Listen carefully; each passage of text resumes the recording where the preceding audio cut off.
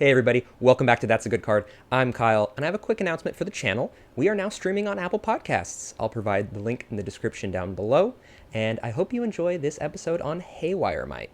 My initial reaction is that it's kinda close to being playable in CEDH, but I'm hoping that Ya will be able to convince me that this is a good card.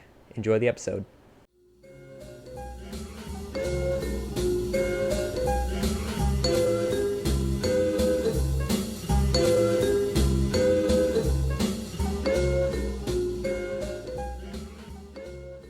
Welcome, listeners, to the true iteration of That's a Good Card. Today, Ya will have the challenge of getting me to say, "That's a good card." While Ya will be doing the convincing, I'll be playing the devil's advocate.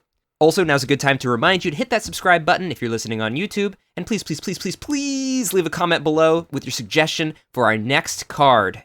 Today's video is a suggestion from someone who listened to one of our podcasts and absolutely loved and enjoyed it, so Ya will be bringing a viewer-suggested card to us today. All right, Ya, what have you brought to us today? Okay, today's card I think is definitely fringe. I don't think it's bad, personally. I definitely have a little bit of a reputation with bad cards, but this one I think is actually pretty interesting, and I would consider pretty fringe. It's I want to give a thanks to VT Robo Guy, who left a comment on our YouTube, and we suggest you do the same. And then just so happens that I also joined the Atali Discord that day, and I'm pretty sure this is the same guy. So if it is, please leave a comment down below to let me know that I got the right person. Thanks for making a suggestion and listening. His card that he recommended is Haywire Mite. What is Haywire Mite? If you're asking yourself that, then you didn't play the Brothers War any or other whatever format. Yeah, or like format. any format. Yeah. It is a one generic cost. Artifact creature insect. That's a 1/1. It says when Haywire Mite dies, you gain 2 life. And then also it has an activated ability of pay a green, sacrifice Haywire Mite, and then you get to exile target non-creature artifact or non-creature enchantment. The flavor text is, they're easy enough to squish, but they're a pain to wash out of a workbench. Wait. You gotta say that with a goblin accent. Yeah, you want me to do it? Yeah, you want me to do it? Go. Okay, I played a lot of Horde in World of Warcraft, so I know how the goblins talk. They're easy enough to squish, but they're a pain to wash out of a workbench. That's what Turgle sounds like. Turgle, Goblin Explosioneer. I'm not gonna lie to you. Explosioneer. I didn't read that. I'm gonna give that like 10 out of 10. The second half of that text kind of got me a little bit. I definitely started. Yeah, giggling. Turgle's got a sense of humor. I respect that. Yeah, for sure. All right, decks that this card gets see some play in. I'm gonna be honest. Let's talk about it. It is very slim, as you may have already guessed since I already brought it up. The only deck I've seen this in is Atali. Okay. Although I think you told me the other day that you saw it in the wild. Yep. So I'm gonna be the saving grace here in the wild. Yeah. So I was at a local tournament. I don't remember how many people it was in the tournament. It was somewhere between 30-something to 60-something. It was pretty good size. But I did play against somebody playing Will and Max, which is Wernog and Elmar, I believe. Yep.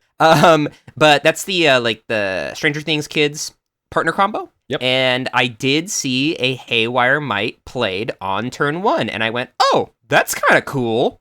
So I have seen this out in the wild in a CEDH tournament. So you get a little bit of clout, Ya, for bringing this to the table, because I know that a lot of the cards that you like to bring are a little extra spicy that we don't see very often. People let us know about I have seen this in a CEDH tournament. It exists. Tell the listeners the other part of what happened when this hit the table. Oh yeah, so I played a Blood Moon into this. That I'm pretty sure the same turn that Haywire Mite went off, and they weren't able to use the green mana to kill the Blood Moon, so they were stuck under Blood Moon, which was tragic. That's crazy. I mean, you would have thought that they would have floated the green in response. No, they were tapped out. Tragic. Yeah. But anyway, let's get started into your positives for this card. So what positives do we have to talk about Haywire Mite? I think the first thing is I consider. I made this up on the spot actually. So I could consider the big bad three. Oh, the big bad three. Of the card draw engines. So the big bad three are Rhystic Study, Mystic Remora, and the One Ring. Right? You forgot the biggest, the baddest. Barbed Servitor. Dude, I think we just triggered some people. Wait, this is still within the first 6 minutes? There are still some people listening right now. There's still some people listening, and they're going, oh my gosh, I remember that video. Yeah. Anyway, continue. Yeah, so this exiles, right? And that's actually, I think, rather important with this card. It basically can say bye-bye to Rhystic Study, Fish, and the One Ring. For all of sacrificing this, you gain 2 life, and you get to exile a non-creature enchantment or non-creature artifact, which I think is actually kind of a really big deal. Right? Gaining 2 life is huge in CEDH, right? Yeah. That's why we're playing this card. It's just a life gain card, guys. It's a life gain card. It's an auto include. You gain 2 life. And you get to hit the One Ring, which is notably something that doesn't come up too often is it's indestructible, right? And so this kind of gets around it and kind of gets rid of it. I'll be honest with you, I kind of debated adding the One Ring in there, but I think the gain from the One Ring is just so huge that what I'm getting at is that sometimes in some game states, the One Ring being on the table is actually killing a person. They've drawn so much. They put the One Ring on too much, and now like it is like sapping them of life, right? And so late game, the One Ring being on the table is kind of a big deal. Yep.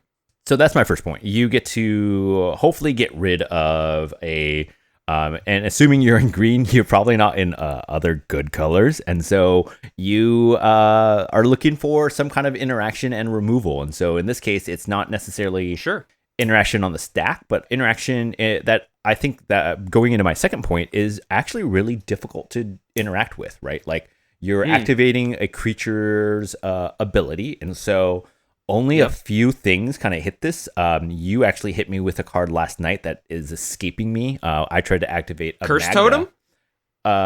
Activate a Magda last night. Oh, no. Yeah, Trick Bind.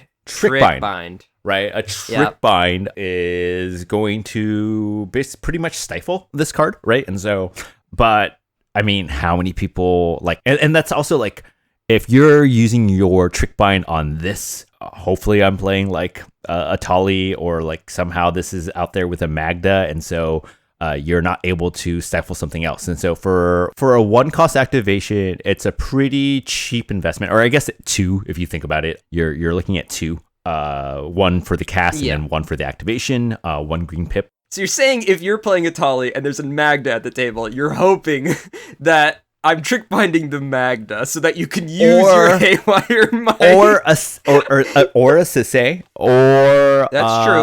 A Najila. Like true. There are you're gonna use it on a higher priority target. The classic yaw argument. This thing flies under the radar. It's so bad that it's good. That's a lot of my arguments. And so that's my second point. And then my third point is that, again, in Atali, I think one of the cool things that I kind of discovered when I was snooping, maybe for information on this card, it actually can be recurred with a Goblin Welder or Goblin Engineer kind of line. So because this is an artifact, you can sack another artifact to bring it back, right? And trying to get potentially some more removal with it. And I don't think that it being 1 green pip to activate is that big of a deal. Green... Somebody said this recently in a podcast, I think it was like the Mind Sculptors, where green is kind of greedy, right? Green wants you to be in green because green gives you more green. And so green that's true. Is a little bit easier to kind of potentially produce if you're already in green. Yeah, sometimes you just have a Gaia's Cradle and this feeds Gaia's Cradle. So like sometimes you're just tapping for a shitload of green and you're sitting there with 6 green and then like 1 of another color. And you're like, man, I really wanted this to be blue or red or whatever else. Or any other color, but instead I have 6 green. Hope I got a Corticalling in my hand. Right.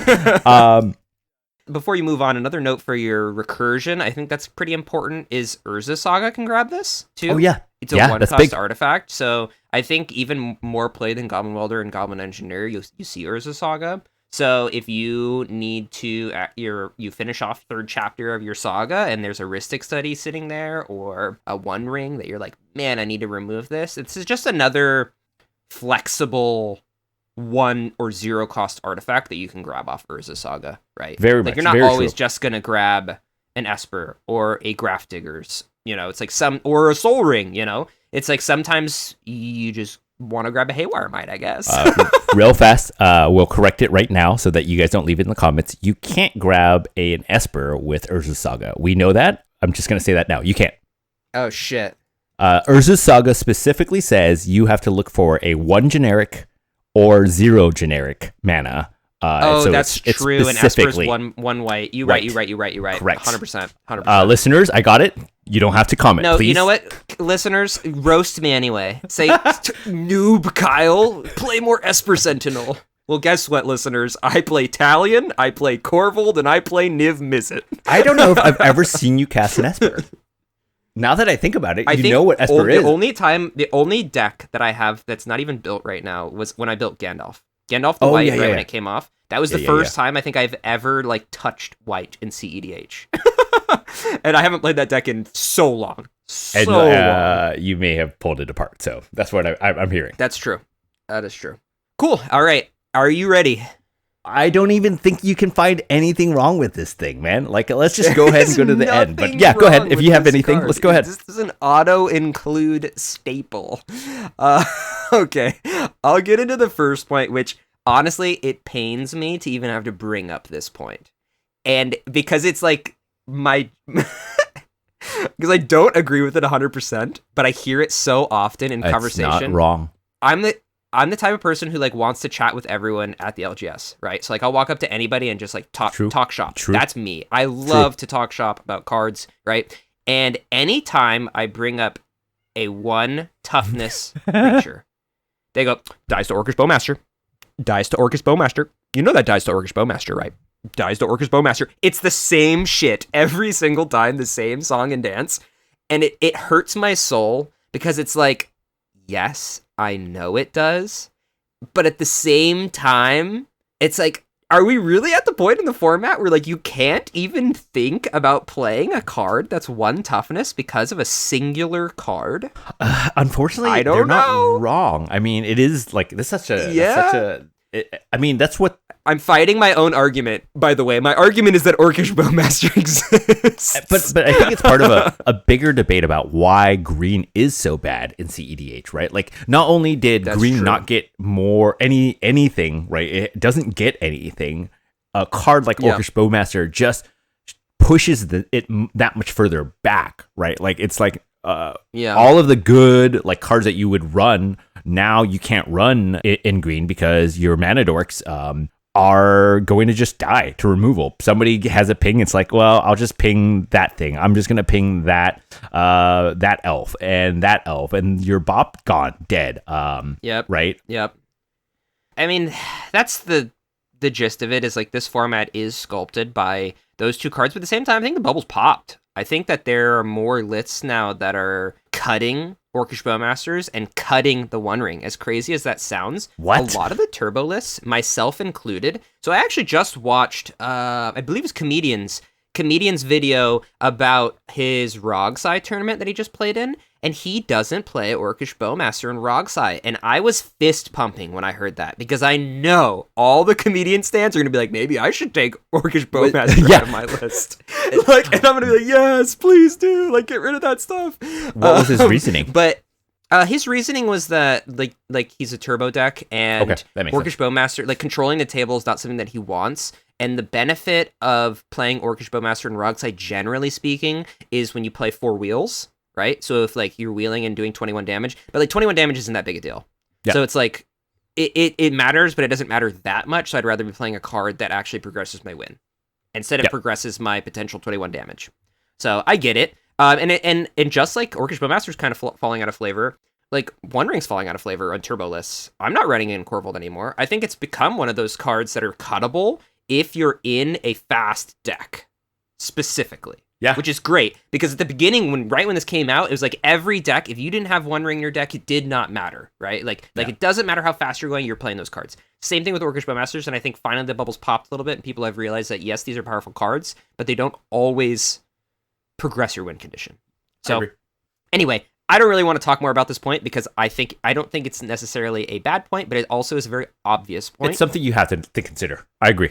You consider it, but at the same time, like, I don't think that it makes cards unplayable, right? The thing that comes up most to me, too, is Notion Thief, right? So, like, I think Notion Thief still has, like, there's still an argument to be made that you can play that card, but a lot of people, like, won't even consider it, right? Because it has one butt. So, you know, it's a downside for sure. Haywire Mite is a 1/1. Yep, it's gonna get shot by Orcish Bowmasters. There, if you want to play something that's a little stickier, putting my Devil's Advocate hat back on, you can play Outland Liberator, right? That was in some lists for a while. It's a 2/2, and it does basically the same thing, right? Kills an artifact or enchantment. Yep. And once in a while, it might flip into the werewolf thing that nobody ever uses, but because people cast spells in CEDH. Yeah. But that's semi-relevant. Anyway, let's get into the second downside, which I'm more pumped to talk about in terms of playing Devil's Advocate, which is removal strongest at instant speed, right? That is something that we've talked about in our previous podcasts, which is removal is awesome because it's hidden, right? And when you're playing Haywire Mite, your removal is playing face up. It's kind of like when you play Ob and your cards are literally on the table. Like your removal spells, like the board, there's an awareness aspect that the table has. Like, the table knows that you're able to remove an artifact or enchantment, and the knowledge that your opponents have makes it inherently worse than if you were to have some sort of instant trick that can remove it, right? So you're saying like, another way to like put the this... mainstay is like Nature's Claim, right? Right. Nature's Claim is an instant for 1 green, and it just kills an artifact or enchantment, right? So, like, and I think it heals you. Is that what the second part is? It's controller gains 4 life. So destroy target artifact or enchantment. Its controller gains 4 life. Yeah. It's basically like, in my head, I'm thinking to myself, like, could this card be better than Haywire Mite? Maybe, because of that aspect of people don't see it coming. But at the same time, for the enchantments that you're trying to remove, Nature's Claim will trigger that. So I get that if your sole purpose is to kill Mystic Remora or Rhystic Study, I understand it. But at the same time, like, if you're trying to use your Haywire Mite to blow up an Underworld Breach to stop a win condition, right? Mm-hmm. I would rather have a Nature's Claim in that sense, because the Underworld Breach player doesn't realize that they can get their Underworld Breach blown up. Does that make sense? Yeah, I get it. I guess my rebuttal to that is like that it's almost like they kind of have to remove this 1 cost thing, right? Because it's almost like a stacks piece in a way, right? Like in that, I totally get what you're saying. Like another way the way I'm interpreting your point is that it's like removal is better when it's a surprise, right? Like it's like, ha, yeah, exactly. Gotcha. Yeah, right. Yeah, it's a gotcha. Yeah, it's a gotcha. Yeah, and I think that point about it being like a pseudo stacks piece, it kind of reminds me of like a Ranger Captain, right? It's like you feel like you can't progress your win until the Ranger Captain is dealt with. Like, I get that. Yeah. And I think that Haywire Mite does that. Haywire Mite wishes it had the booty that the Ranger Captain of Eos yeah, did. Of course. At 3 butt. It wishes. And Ranger Captain is way more difficult to remove because of that. But yeah, that's my second point. I think removal is just better. Not necessarily, I think I originally said instant speed because, yes, this can activate at instant speed. But what my major point is that it's a surprise factor. Yeah, right? For sure. Just to clarify that, because I know people in the comments are going to be like, you can activate it at instant speed. It's like, yes, I understand that. What I'm trying to say is that it's a hidden surprise factor, right? Yep. So, anyway, let's move on to the third point, right? Which is, it's something that I've felt recently in this particular meta, which is singular enchantment removal can feel king-makey. And I'll kind of caveat this by saying like an asterisk of sometimes, right? And the reason why is like a lot of times you're in games and there's 3 your opponents, like, or there's 3 Rhystic Studies, or there's 2 Rhystic Studies and a fish, right? And deciding on killing one of them is inherently making the other two's value like a lot higher. So I know you talk about this a lot when like there's multiple Rhystic studies going at the same time, right? They kind of keep each other in check. Yeah. Because it's like, okay, if both blue players are drawing 15 cards, they can't win through each other, right? They're both doing it. Yep. So there, it almost like is some parity in they can stop each other. Because if at one point, if one person's drawing 15 cards and then you blow up the other person's Rhystic study and they're trying to catch up and find answers for that, now all of a sudden, like, you're in this weird spot where like, okay, this guy's 15 cards, this guy's 15 cards, but now this guy's 15 cards has turned into 22 cards and he's unstoppable. Yep. So I think that having spot removal for the specific reason of stopping one person's card drop is it's just tough, because sometimes it's going to feel like crap and make enemies at the table, to be honest. Like somebody else, like the person that you do decide to kill their engine while the other person gets to keep theirs up, they're going to... They could be spiteful, right? They could be like, yeah, I don't want to work with you anymore, right? It's like, I'm not going to help you out. Like, you killed my Rhystic study, you killed my fish. Like, so that's my third point, is that it can feel kingmakey. It doesn't hit everything, right? Which is honestly the reason why I've been considering Back to Nature, which is an instant that just destroys all enchantments. It's 2 cost, right? So it's kind of similar to Haywire Mite, but you can't bank it. It's 1 generic, 1 green, and it destroys all enchantments. That's pretty sick. I think that there's some claim to be made. That was a Nature's Claim pun as a callback from the card we were talking about before, but it's fine. No. I like it. I mean, Back to Nature. Anyway, look into that. That might be a good card. But that's my third point. Yeah. What do you got? No. First of all, I think that our resident Izuri player, that point that you made about how I like to like go, hey, no, I'm going to feed both Rhystic Study or like the Rhystic Study and the Fish player. I'm going to feed them both cards, right? And that drives our Izuri player crazy. He really hates that argument. Shout out to my Izuri player. Shout out to the mono green elf tribal CEDH deck out there. And you should consider this card. There's dozens of them.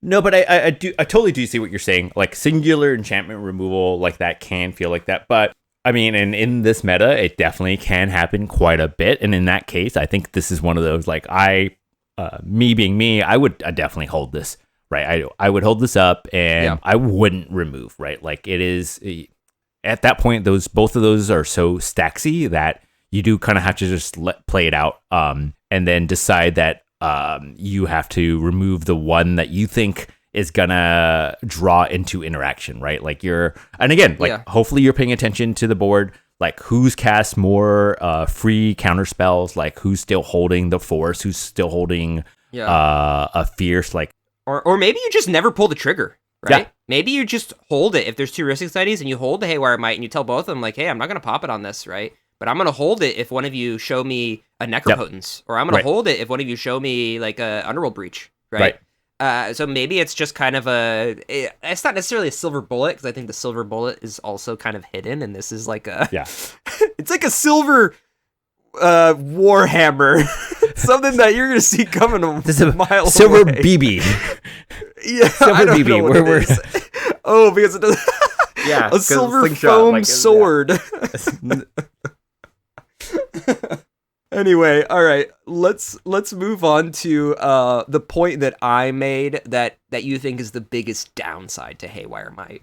Honestly, I think the biggest downside is kind of your last point, right? Like that, given the right circumstance, you've got answer, and everybody knows you've got the answer, right? And all of a sudden now they're looking at you, and like both sides are trying to argue for the other, and like that's just one of those like kind of really tough situations to kind of be in, and you're gonna make a call, and it's probably not gonna be a call that feels great in the moment, right? Like you're gonna definitely probably find yourself with somebody with the 1 ring and somebody with a Rhystic Study, and or somebody with a fish, right? That's just gonna happen, right? Yeah. And you're like, maybe I'll just wait for the Underworld Breach to come down. Like, who knows, right? And so and just farm your tiny little value just off of Gaia's Cradle or whatever, or getting triggers by dealing 1 damage. Maybe you're attacking with the Haywire Mite, because notably this thing doesn't tap to activate, right? Nope. So you could poke people for 1. Yep. Right. Yep. You can give Ob Nixilis all the triggers he wants with this guy. Well, swing with something else as well, right? Not just this guy. Damage happens all at once. That kind of thing. But yeah, I think that's a really good point, and something definitely worth considering if you're kind of looking at this card. How about for you? What was the point that you think best supports this card being good? Yeah, I think that the best point that you made about this card is that it can deal with the One Ring, because there's not a lot of things that can, right? There's a lot of artifact and enchantment removal out there. A lot of it is more expensive, right? Like I think about, like, when I think artifact enchantment removal, I'm thinking of like Croson Grip, right? Which is like the split second one that's like 3 costs, right? But like that is only destroyed, CEDH right? staple. Even though it's like, yeah, that's not a CEDH card. But like what I'm trying to, the point I'm trying to make is a lot of it is like destroy, right? Even Nature's Claim, destroy, right? Yeah. So like exile does have relevance. Yep. It not only is one less card that's in the yard for breach escape costs, right? Because I know that's super relevant in this meta. But also like there's no chance that they recur it, right? Yep. Which can happen, whether it's likely that someone's going to recur a Mr. Grimora or a One Ring or Rhystic Study from the graveyard. Probably unlikely, but exiling things matters, right? There's one less thing to feed in the yard. So I like that. I like that point. All right, it's time to move on to the part where we find out if we've changed Kyle's mind. So, Kyle, has your thoughts changed on Haywire Mite from everything we just talked about? Were you convinced? Short form, no, I'm not convinced. I think that this card is kind of crazy in 2-player formats. I think that that's why it's so good and it's so popular. And I think it's like that mindset's kind of bled into CEDH because a lot of players are picking up on CEDH and they're like, hey, this card's so good in 2-player formats. Like, why isn't it good in this? I think, if anything, what this conversation has opened up for me is the thought that I kind of want to test back to nature now. Because it destroys all enchantments, right? So it's like, imagine there's 3 Rhystic Studies and a fish out, and I'll just go, all right, cool, back to nature. Now no one has it. I just think that's funny. Whether or not it's good, probably not. There's a real political, like, hey, look, like, you don't counter this. Like, I'm getting rid of all of them, right? There's a fairness. It's everything, this, right? It's everything. Yeah, it's even my own. It's the not, blind obedience, right? Whatever. Yeah. This is my answer. You're not gonna like it, but it's my answer. Yeah, because I'm pretty sure it's also not asymmetrical, right? It's just destroy all enchantments. I love that. So it's even hurting yourself. It's just everything. That's chaos. Well, Kyle, I really appreciate this conversation. And again, I really want to thank VT RoboGuy and the entire Atali Discord. You all have been kind of really cool. I usually just kind of lurk in these specific Discords, but commander-specific ones. Yeah, but the conversation here and on that Discord is just really welcoming and just great to know that you all are kind of watching and consuming our content, and that means a lot. So thanks again. Yeah. If you have a card yourself that you would like us to kind of talk about and gab over, leave it in the comment. Let us know. Tweet at us on Twitter. We're definitely trying to be more active there as well. It means the world to us that you're listening. Please like, subscribe, share this. Share this with like 5 friends. Do they play CEDH? No. Share our first with podcast. 500 friends. Yeah. Yeah. Just pump those numbers. Yeah. Why not? Like, that's the best thing you can kind of do. We really appreciate, I know I'm pretty touched with the comments that you have all kind of left and just encouraging us. So thank you so much. Hell yeah. Yeah, also to the Atali Discord, if this card is absolutely bonkers, I'm sorry that I said that it's not a good card. I'm not an Atali player, so I don't know the hidden tech. This is just my thoughts. Please come to, what's the big tournament? Fishbowl 4 that we're going to. Come to Fishbowl 4 with your Atali list and whoop us. Specifically me. Please. Because y'all's not a hater. I'm not a hater. Whoop me with the Haywire Mite. Anyway, thank you all for listening today, and we'll see you next time.